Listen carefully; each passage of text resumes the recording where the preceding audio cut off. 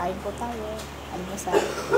Nagluto si ate ng itlog with dahon ng sibuyas. Tapos, yung pong binigay ng amo niya na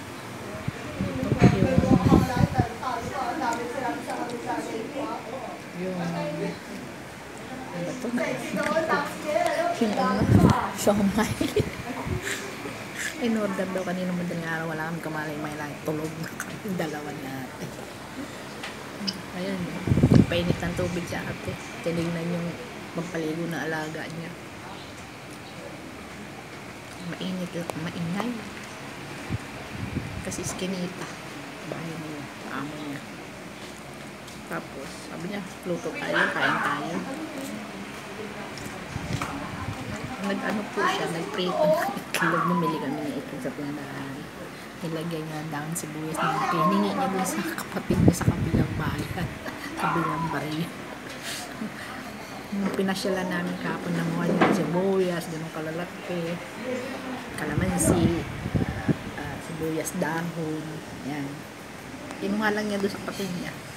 Urok din to si Chimudra doon sa kapatid. Kahapon yun, kung dating ko nagdala kami. Mimiming kami, ayun. Ayun. Nakikitismas din yung pusa. Ang buko naman.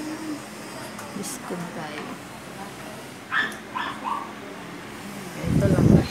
Buti nga mabait amo niya. Pinakokonek ako sa internet para po mabasa ko yung sakaling chat ng amo ko.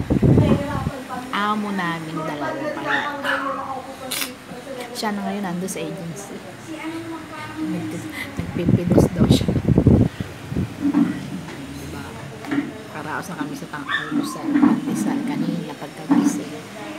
Tapos ngayon nagluto niya ata kasama ko si Mudra. Nagluto siya ng, sabi niya, kain tayo, bili ako ng itlog. Bumili ka ng itlog. Tapos ginisa niya sa dahon ng sibuyas. Alam mo, nasa ano naman yun. Doon yata sa kusina. Tingnan yung paligo ng alaga. Kasi papasok daw ng 10. 9:40 na yata. Matantay na service. Service pa yun ng alaga. May kinukuha lang ako din. Ay. Hindi, joke lang.